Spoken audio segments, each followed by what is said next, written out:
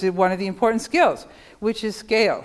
You have to move up and down scale. Sometimes you're looking at the world from outer space. Sometimes you're down there standing with a traveler in the marketplace, and we'll be practicing that in a couple of days. How to move from using a travel account to looking at the role that a regional civilization played.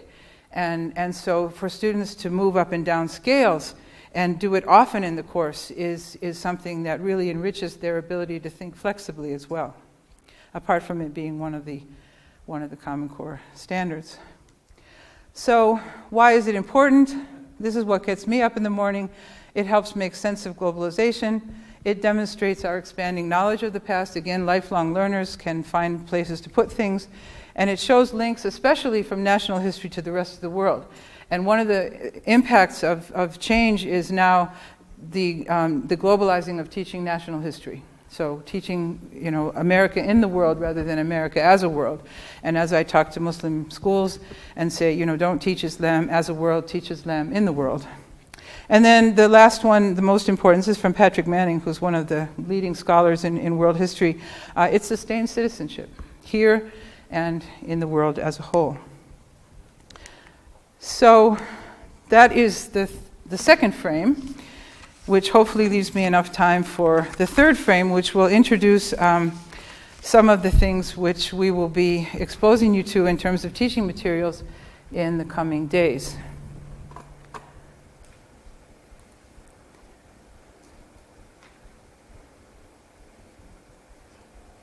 I'm about to push the wrong button here. Wait a second.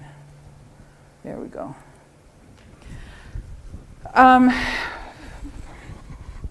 Good way to start a lecture, isn't it? This is a sort of building upon what we've talked about before. One of the legacies of the civilizations-based model has been to emphasize the history of dynasties, the rise of civilizations to the state of being empires, and then the rule of those empires by one dynasty after another. And we had a tendency among historians, perhaps, definitely in textbook teaching, to identify everything that happened within that civilization with a particular dynasty. I mean, our historians label things that way. We've often folded the cultural, what we got from them models into, whatever this ruling group was. Well, they kind of made everything happen. And so it's provided a very central view. One of the worst examples in the world history curriculum is in the 1500 to 1800 period when you studied the so-called three empires, the Ottoman, the Safavid, and the Mughal. And the coverage never leaves the palace walls. It never even gets to the walls to look outside. It stays in the palace, in the court, what this ruler did, what that one did, and assumes that everything that happened in that society happened either because of or within the scope of what was going on in the palace. So the arguments and world religions, of course, don't happen only in the palace. They sometimes happen in spite of the palace. Sometimes they happen entirely outside the ruling groups. And the whole wealth of the impact of world religions, and Islam in particular, happens when you turn the frame from looking at Islam from the center, Islamic history from the center, into looking at it, the view from what Richard Bulliet, whose books you have, calls the view from the edge. Has a very nice, readable, and short book called The View from the Edge. The view from the center, again, is the history of rulers and dynasties. In the case of Islamic history, fragmentation, reconfiguration, to the point where, as I began to try to learn Islamic history, I got completely railroaded by the Ids and the Ads and all the different ruling groups that have some kind of, anglicized Arabic or Persian or some other name. It's mind-boggling, and you can't really keep track of it. So what was the story? What was really happening?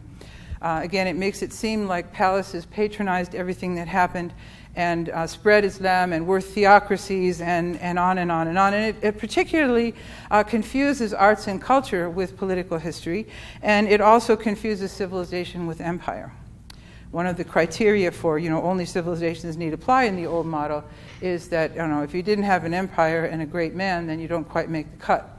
And that just doesn't work very well, and has often given rise to some really ugly, culturally, racially ugly arguments.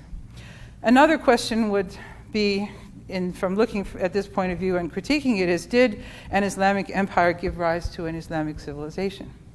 Was there this unitary state? People often assume that this unitary state as an empire continued for a long time, when in fact, as it expanded, it was breaking up, as you'll find out in the history lectures, and that's not my job to do. But history from the edge, on the other hand, needs us to ask, what are the edges, where are the edges, and what are we looking at? This has led to, a very leading question is, what led to the expansion of urbanization? This is a phenomenon that's very often missed in covering Islamic history, is what was the role of urbanization in the spread of Islam?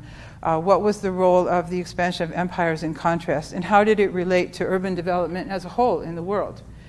Did it cause it? Was it preceded by urban development? Many times our textbooks and our usual way of thinking about it as students is, oh, well, there was this period of time when there was the rise of towns and trade in Europe. And that's what global urbanization, really, when it really got going. But in fact, in Islamic history and prior to it, there was expansion of cities, which received a great boost during Islamic history.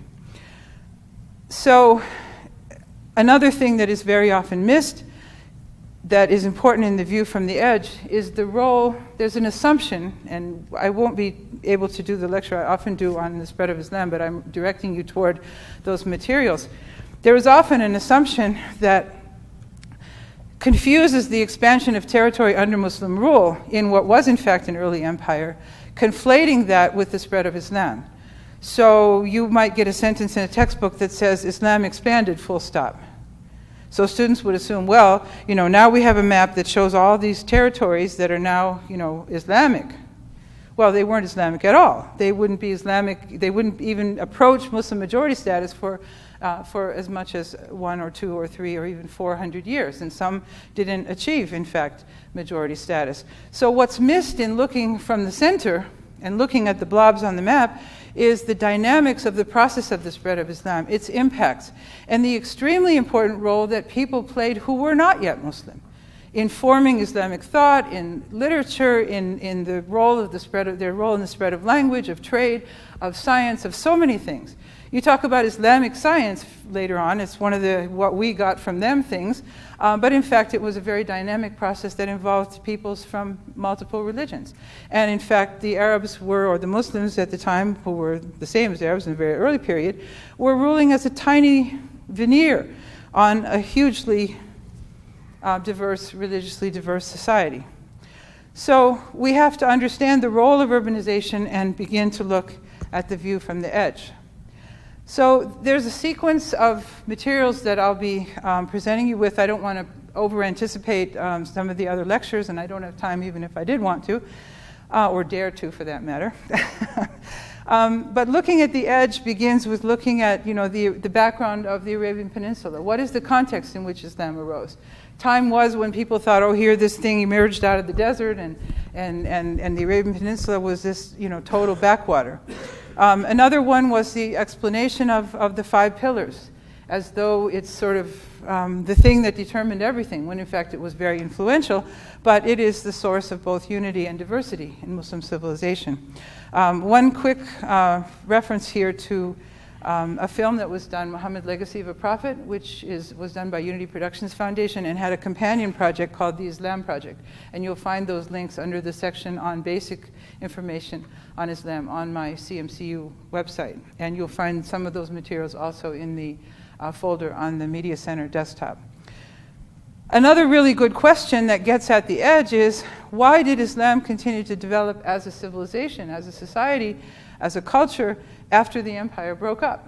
Those are very important leading questions to try to answer, and they do open up this view from the edge in many ways. What role did caliphs and sultans play, in other words, the palace leaders, and what roles did scholars, merchants, and regular folk play? That really opens you up to looking at primary sources of all kinds and examining them in the context of not only Islamic civilization or Muslim society, but also the role that Islam played in the world interacting with others.